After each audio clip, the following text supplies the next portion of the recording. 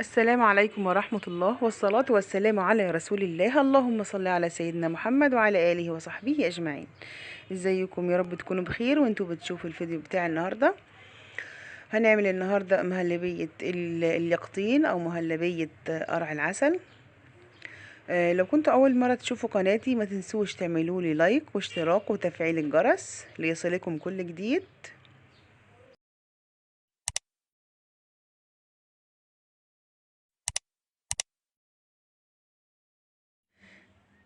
ده كده قرع العسل أو اليقطين. سبحان الله العظيم، هو على شكل وزة. هي القرعية دي على شكل وزة. وانا رسمت لها العين دي. ما شاء الله سبحان الله. وقرع العسل له فوائد عظيمة، وانه يحتوي على قرع العسل على نسبة عالية من مضادات الأكسدة، وبيعزز المناعة ويقوي النظر. ده فوائد القرع، فوائد كتيرة جدا لو قلتها يعني كتير كتير جدا. ومفيد للقلب ويحافظ على نضارة البشرة والسكتات الدماغية. وان شاء الله هقول لكم على الفوائد بتاعته، هكتبها لكم في صندوق. اول حاجه هنذبح الوزه كده. هن هننضف اليقطين او القرع بالشكل ده. طبعا ولادي موصيين عايزين راس الوزه، فابني هيجي ياخدها دلوقتي، وهتسمعوا ابني وهو بياخد الراس وتشوفوا هيعمل ايه. وهو مقتنع ان الوزه بتعمل صوت الفرخه، فانتوا هتشوفوا الفيديو وتسمعوا. هو بيقول انا ما حذفتش الحته دي. اول حاجه هنفتح القرعايه كده وننضفها من جوه كويس جدا بالشكل ده. وهنشيل الجذر بتاعها كويس وننضفها. شايفين ده ابني.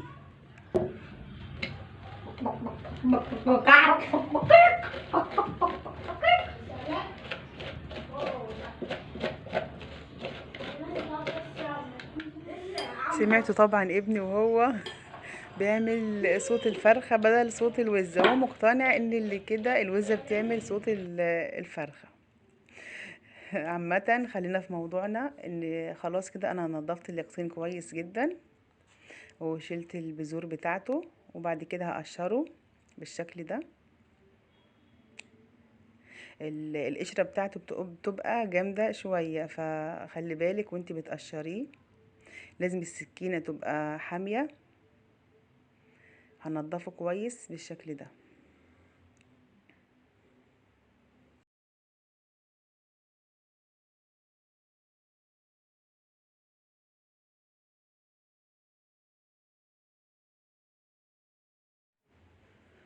هبدأ اقطع القرع مكعبات.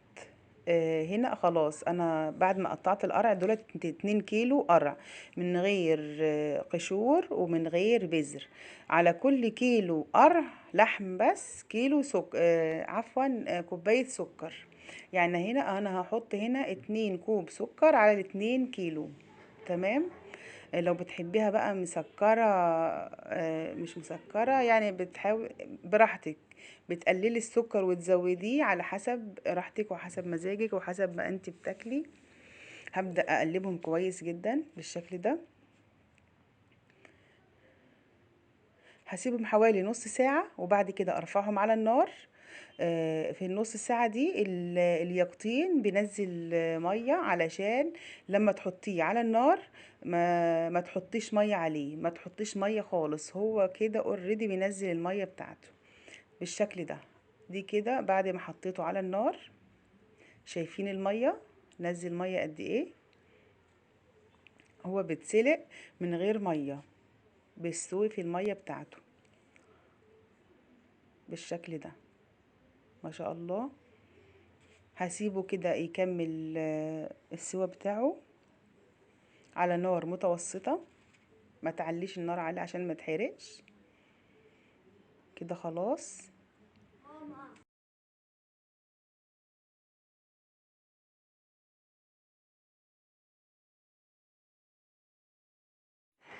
هسيبه يبرد تماما وبعد كده هضربه في الخلاط ضربة ناعمة جدا بالشكل ده.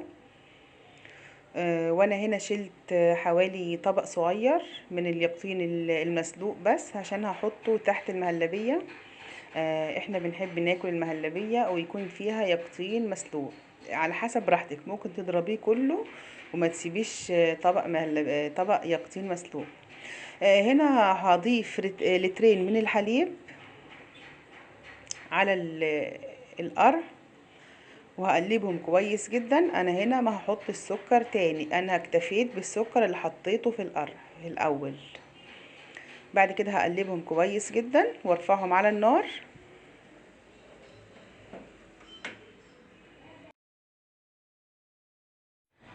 كده هبدأ اقلبهم على النار كويس جدا. هبدأ هنا اجهز النشا بتاعتي.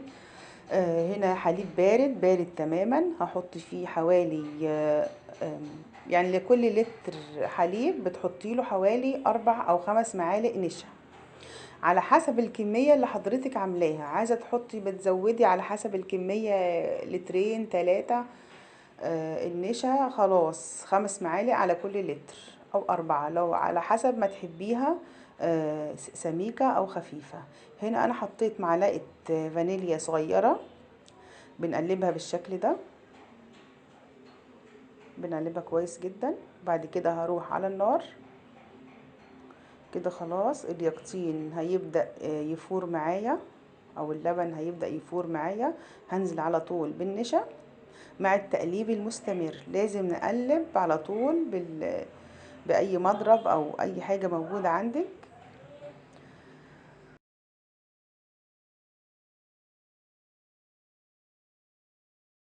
هنا هنزل خلاص بالنشا وهقلب كويس جدا مع التقليب المستمر بالشكل ده. هقلب بسرعة بسرعة بالشكل ده.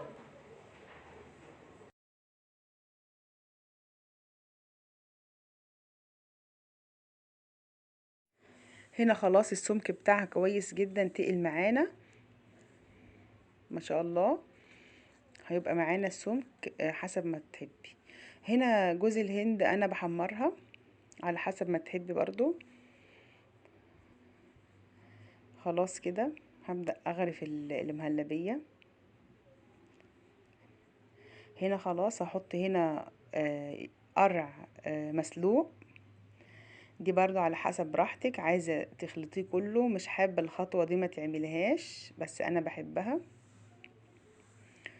هبدأ هنا احط في الكاسات بتاعتي قرع مسلوق تحت المهلبية، بيدي طعم جميل جدا. وزي ما قلتلك مش حابة الخطوة ما تعملهاش. خلاص كده هبدأ اصبهم على القرع بالشكل ده.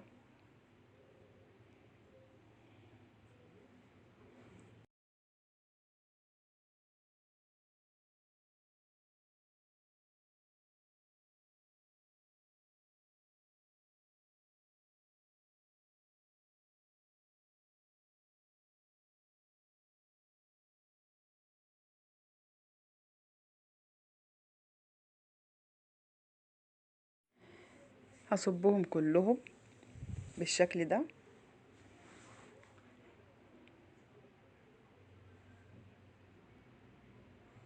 هنا الكاس ده هيبقى مهلبية بس من غير يقطين.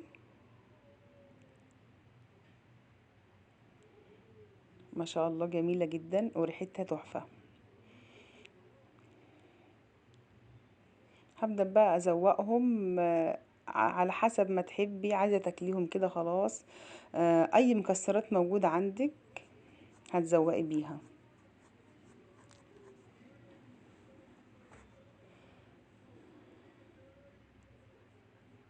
هنا معايا هنا زبيب وجوز الهند ابيض وجوز الهند محمر. هبدأ ازوقهم بالشكل ده.